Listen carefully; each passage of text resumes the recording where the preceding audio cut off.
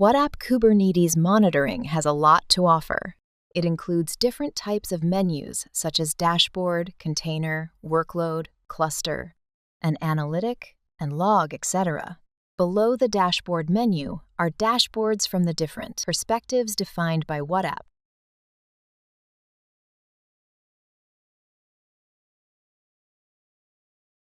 In addition to predefined dashboards, there is also Flexboard that anyone can easily customize.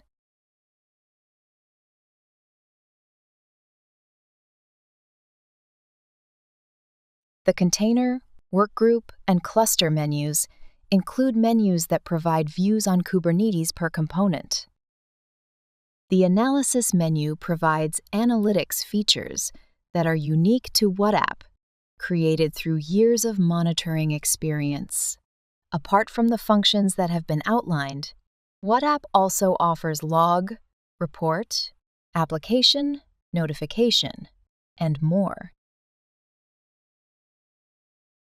WhaTap Kubernetes Monitoring provides a container map dashboard that gives an at-a-glance view of complex Kubernetes information. This container map is actually where you can spread out all of pods and see their status. As we all know that the smallest unit in Kubernetes is a pod.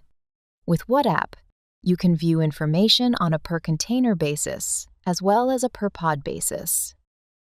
The blocks on the container map show the containers and their key resource quantities.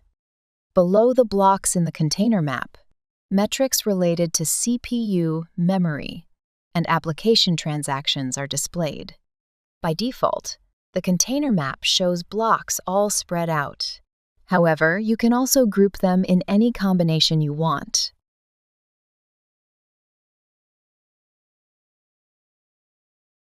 The blocks in the container map are colored based on the selected baseline metric. Let's change the baseline metric to CPU by request. CPU by request is a metric that represents the ratio of the amount of underlying resources available to a container. You can set the scope of CPU by request to see how much more resources a container is using than the request you have set for the resource. The container map allows you to select blocks and view their containers and pods in depth. You can view information about which node and namespace the selected container belongs to and which deployment was used. In addition to detailed information about the selected target, it also provides a relationship chart that visualizes the resource relationships. There are two types of blocks: microblocks, which contain smaller blocks within a block, and regular blocks. Simply, a microblock is a container with the application agent installed. When you select a microblock, you can view metrics, logs, events, and even trace information. Simply click View Details to see more information on a wider screen.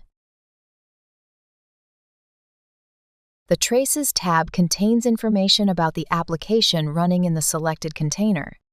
Kindly note that this information is only visible if you have installed the WhaTap application agent.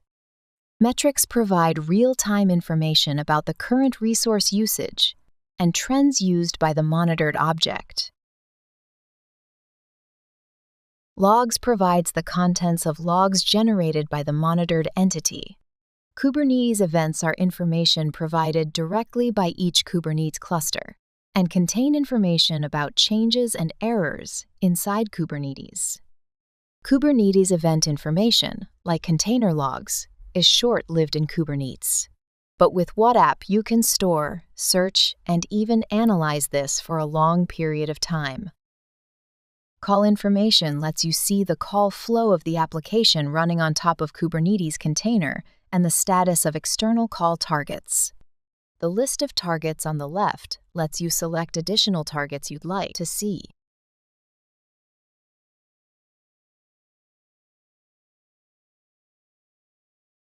Click the button that is on the left side of the list to view information about the container or pod. Select the buttons below the target information to view additional information. Tap the Node Details button to view detailed information about the node. You can also view the actual defined manifest through the Object Manifest. By selecting the Compare button, you can compare it with past object manifests. The container map provides links to various menus to help you keep track of information. If you want to view information from a node perspective, you can tap the node list to go to the Node List menu. The node list is a quick way to view the status and real-time resource usage of all the nodes in cluster. By clicking a column, you can sort the list by column.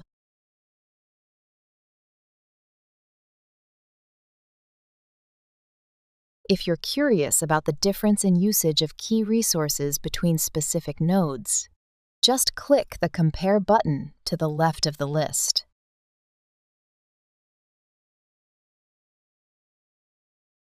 You can also click the View Details button next to the node name for a more detailed analysis. Node Details is a menu where you can view resource usage, trends for the selected node, and a list of containers running on that node. You can select any time period to see how your resource usage is trending. For each widget, click the Details button in the top right corner to see trends by detailed metrics.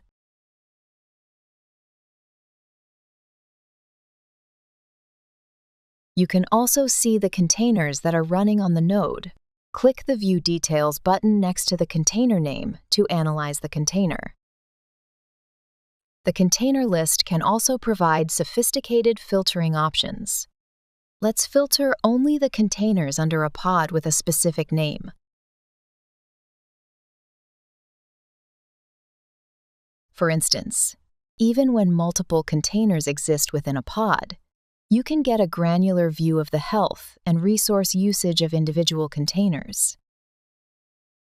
Also, you can compare key metrics by container, just like in the node list.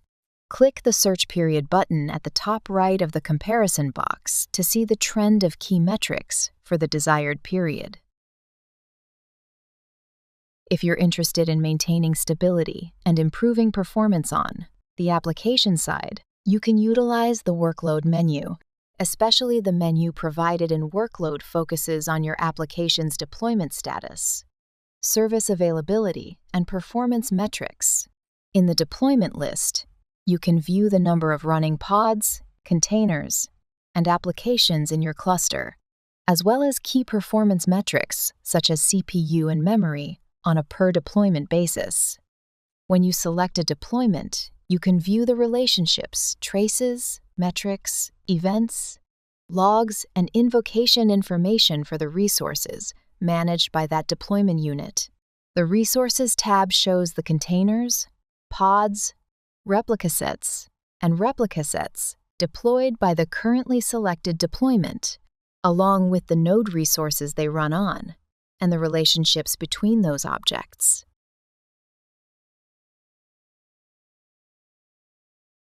Clicking on a pod, container, or application in the relationship diagram will take you to a list of its resources. Let's click on an application deployed via deployment to see its information.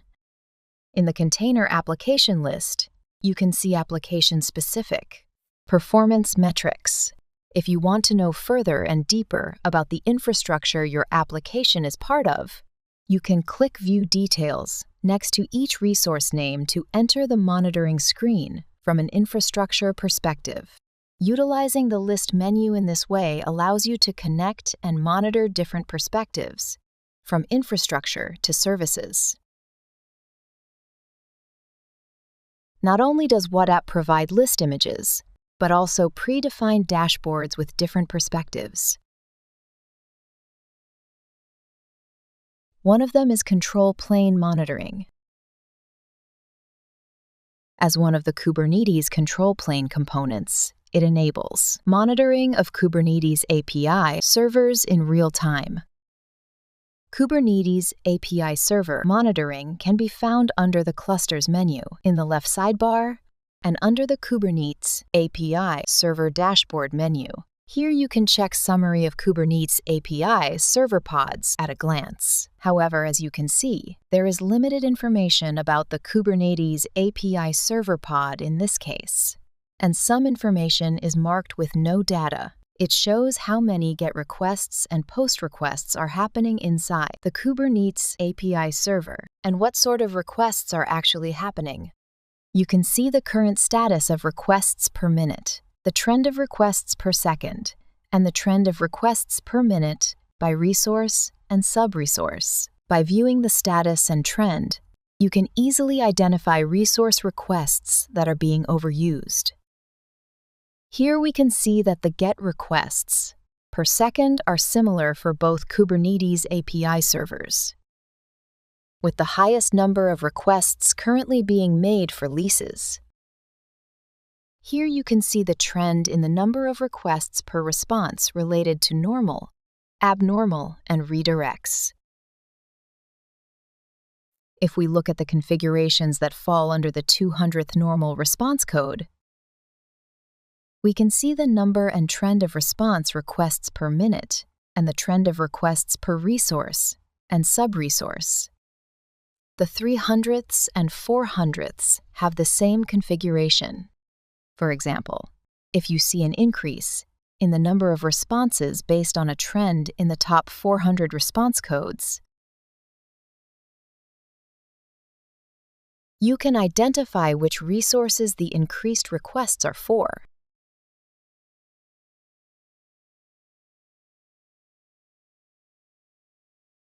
Here you can see how many coroutines currently exist and how many OSS threads have been created.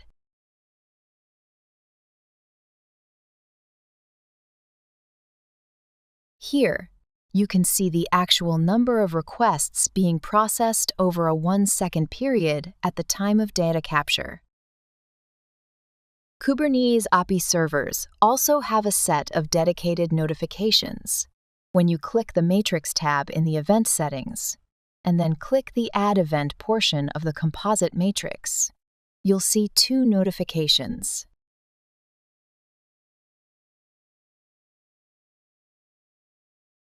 You can receive this notification when the latency of your Kubernetes API server exceeds 10 seconds. You can receive this notification when the percentage fluctuation of requests with error codes on your Kubernetes API servers exceeds 50%. Notifications can be applied simply by pressing each plus button and then saving. And Kubernetes API server comes with reports. Tap the Report menu, select Report, tap Kubernetes API Server Daily Report, and tap the magnifying glass. Reports can be exported to HTML, printed or scheduled to be delivered periodically to registered email.